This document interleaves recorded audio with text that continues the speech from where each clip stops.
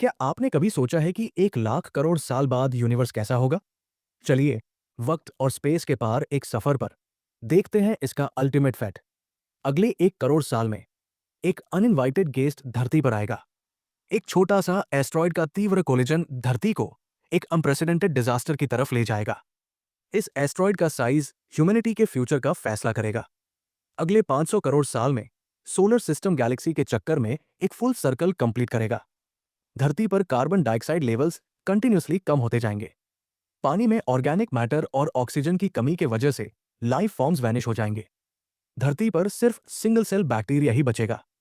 अगले 11 करोड़ साल में धरती का surface temperature average 37 degree Celsius तक पहुंच जाएगा। एटमॉस्फेयर एक डैम ग्रीन हाउस बन जाएगी, जिससे ओशंस का इवेपोरेशन आउट ऑफ कंट्रोल हो जाएगा। यूकैरियोटिक लाइफ धरती से खत्म हो जाएगा। सिर्फ प्रोकैरियोटिक ऑर्गेनिजम्स ही सर्वाइव करेंगे। चांद धरती से दूर होता जाएगा। अगले 20 करोड़ साल में लिक्विड आउटर कोर के बंद होने से धरती का मैग्नेटिक फील्ड शट डाउन हो जाएगा। सन से आने वाले चार्ज पार्टिकल्स धीरे धीरे एटमॉस्फेयर को खत्म कर देंगे।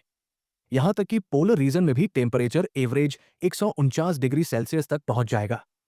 सारा लाइफ एक्सटिंक्ट हो जाएगा। एंड्रोमेडा गैलेक्सी हमारी मिल्की वे से टकराएगी। इसके बाद दोनों मर्ज होकर एक बड़ा गैलेक्सी बनाएंगी। एक्सपेक्टेड है कि सोलर सिस्टम इस कोलिजन से अनफेक्टेड रहेगा। अगले 80 करोड़ साल में सन एक व्हाइट ड्वार्फ बन जाएगा, जिसका एनर्जी आउटपुट ड्रास्टिकली कम हो जाएगा। सोलर सिस्टम के बाकी प्लैनेट्स के टेम्परेचर्स रैपिडली ड्रॉप करेंगे। अगले 140 करोड़ साल में सन अपनी लाइफ के एंड पर ब्लैक ड्वार्फ बन जाएगा।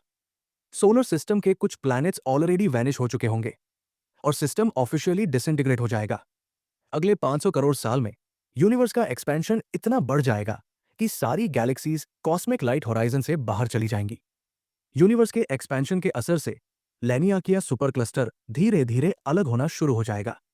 डार्क एनर्जी के इन्फ्लुएंस से यह प्रोसेस एक्सट्रीमली स्लो होगा।